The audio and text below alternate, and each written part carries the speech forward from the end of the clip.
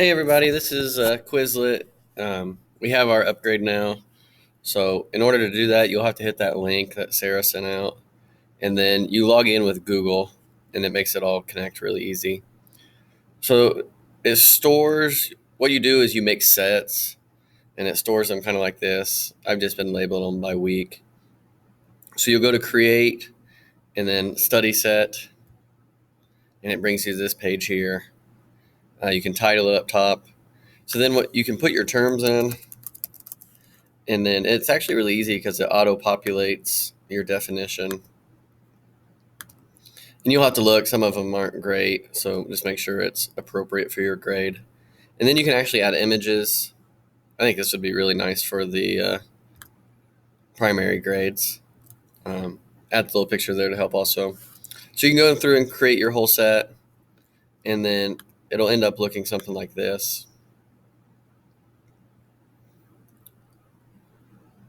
If you go to your study sets, it'll bring it up like this, and it takes forever to load. So it'll be a list like this, and then it comes up with these flashcards. I've used these to introduce them before at the whole class, like up on the projector. The kids can log in with Google Classroom if you link that, and that helps them. They can see these also. The flashcards is what's up on the screen. The learning ones, they're okay. It's just kind of a little game. It's not real interesting. It's a matching game. It's a matching game. It's a timed matching game. But then I use the test quite a bit every week, and this will auto create a test for you. I usually print it out. If you have it with Google Classroom, you can assign it, and it'll look just like this. But I always go to print, and you just print it out. If you go to options, you can change what it looks like, the number of questions, the type of questions. And then there are nice little assessments, good little formative thing. So it makes it really easy to do that, make the list. And then what we do normally is we make flashcards in class.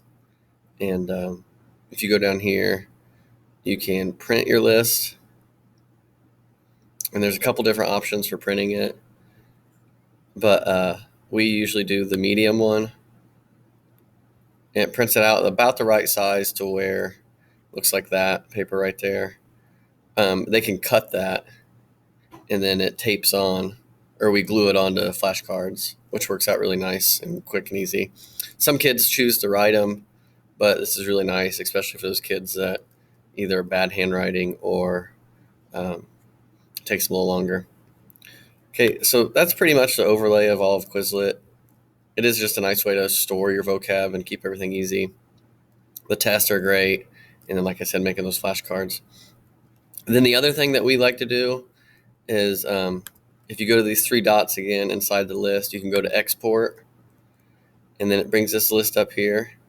And you're just going to highlight and copy that, and then go over to Bookit. And then what it'll do is you can make a Bookit account, or you can make a Bookit with this class list.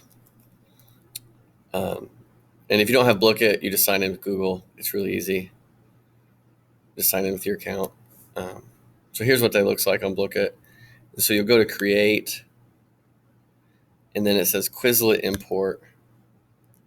You can click on that, and then create.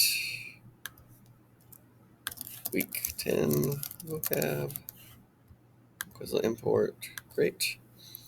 So it gives you step-by-step instructions.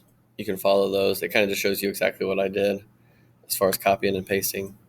Then all you have to do is paste it in here, hit add questions, and it'll make a list of questions already. So these will be your vocab words with the definitions created already. Save set. So then it'll bring it up in your list of Bookits. And then if you go to week 10, you can host it.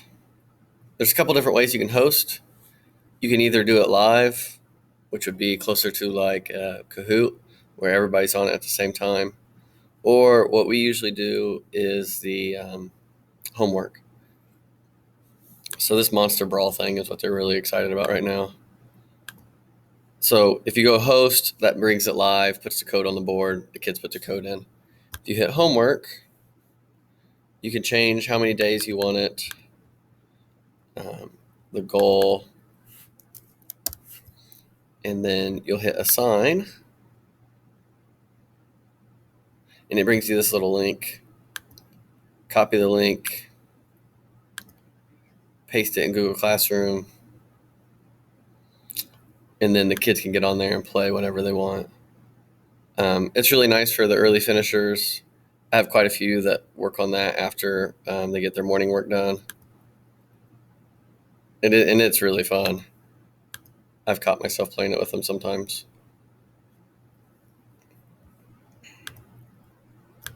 So you just paste the link here in Google Classroom. I always tell them week 10, look at post.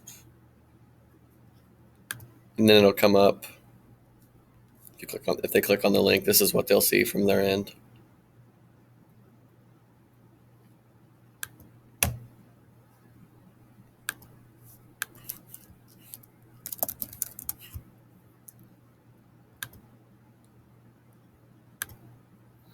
So there's a bunch of different games. So this is what they'll see. So prefix meaning wrong, miss. So it's a really fun little game that they play. It helps a lot with the vocab. If you have any questions on any of this, you can ask me. So hopefully this video helped a little bit. Thanks.